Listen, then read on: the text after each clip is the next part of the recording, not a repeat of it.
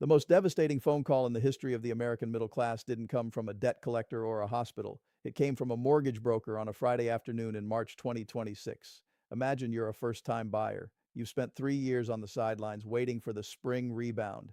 You watched as rates finally dipped below that psychological 6% floor, and you finally allowed yourself to dream. You picked the house, you toured the neighborhood, and you were ready to sign.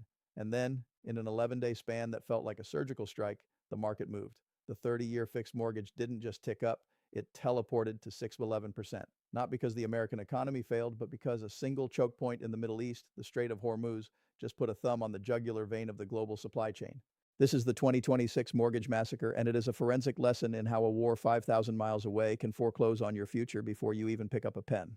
4 months ago, the promise was delivered with the casual, sweeping confidence of an administration that believed it could America first its way out of global gravity.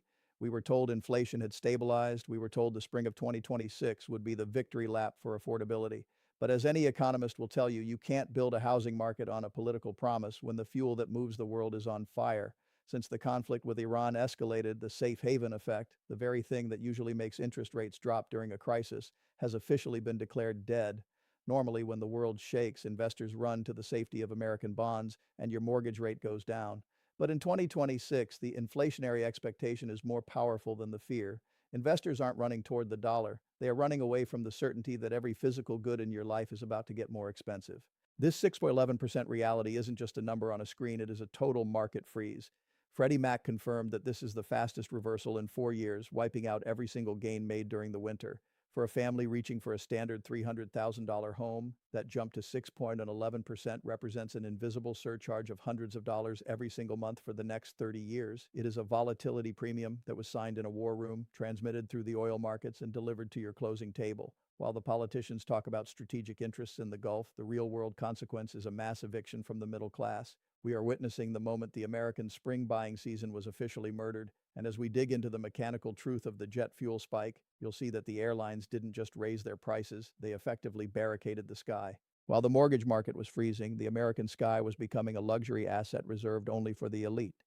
In the world of aviation, there is a number that acts as a heartbeat for the entire industry, the Argus Jet Fuel Index.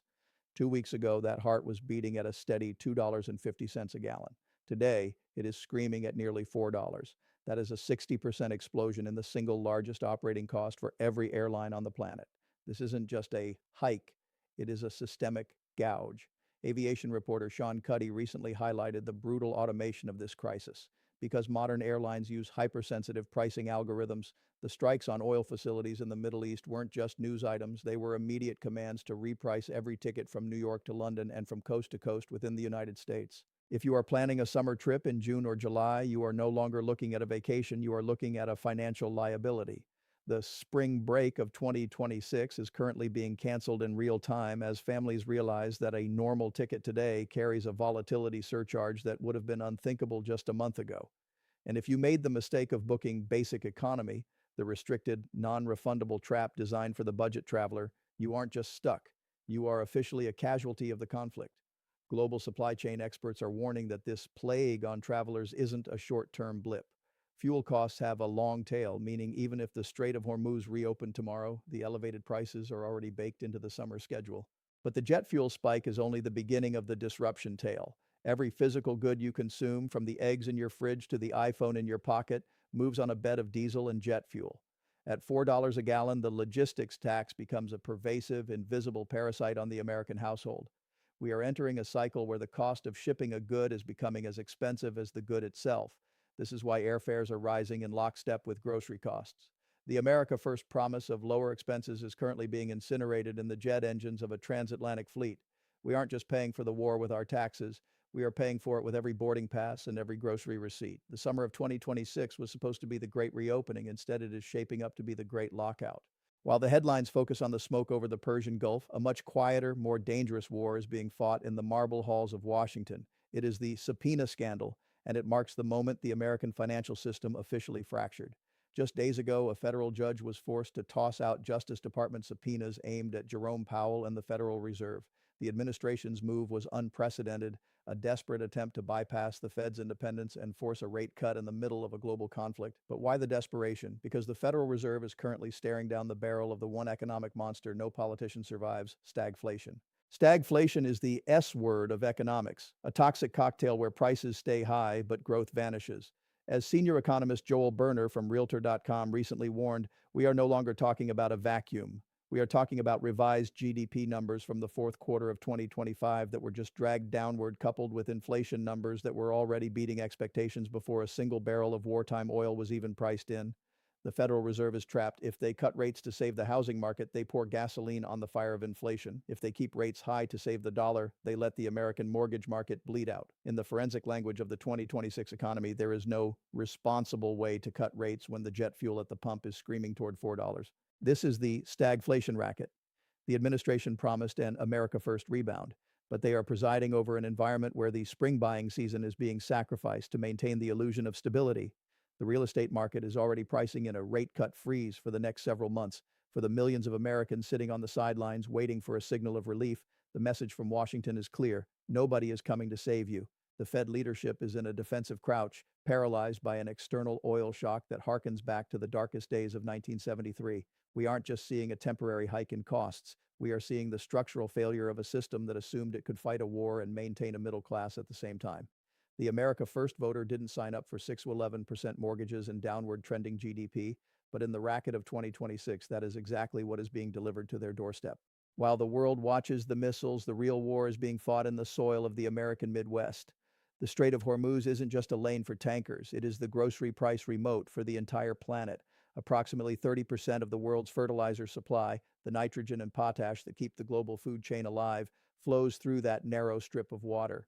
By allowing that choke point to be strangled, Washington hasn't just triggered an oil shock, they've triggered a fertilizer famine.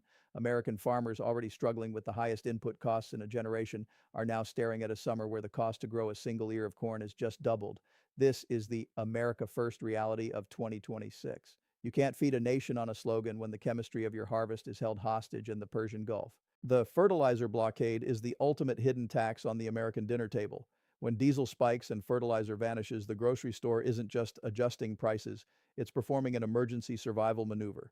Every trip to the checkout line is now a forensic accounting of a war that most Americans never voted for. Inflation hasn't stabilized, it has mutated into a structural predator that eats your paycheck before you even get home. This is the fatal issue of 2026. History proves that no governing coalition survives a sustained collapse in both housing and food affordability. You can argue about geopolitics all day, but you cannot argue with a hungry family or a denied mortgage. Which brings us to the devastating mechanical truth of this entire crisis. At a global logistics summit, a reporter asked for a summary of the 2026 economic collapse, how a regional conflict became a domestic heist. The response was 7 words of chilling, irrefutable precision. He taxed the fuel, the prices taxed themselves. It is a mic drop that silences the room because it reveals that there is no conspiracy, only the brutal physics of a foundational input being weaponized.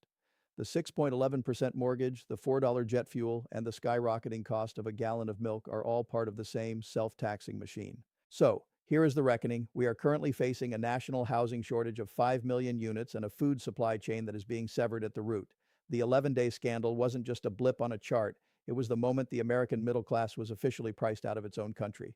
As we head into a summer of $4 diesel and 7% interest rates, the 150,000 families left on the sidelines have their answer. The administration promised to put Americans first, but the stagflation trap of 2026 has made the American dream a luxury asset. He taxed the fuel, the prices taxed themselves, and the American family is the one left paying the bill at the closing table.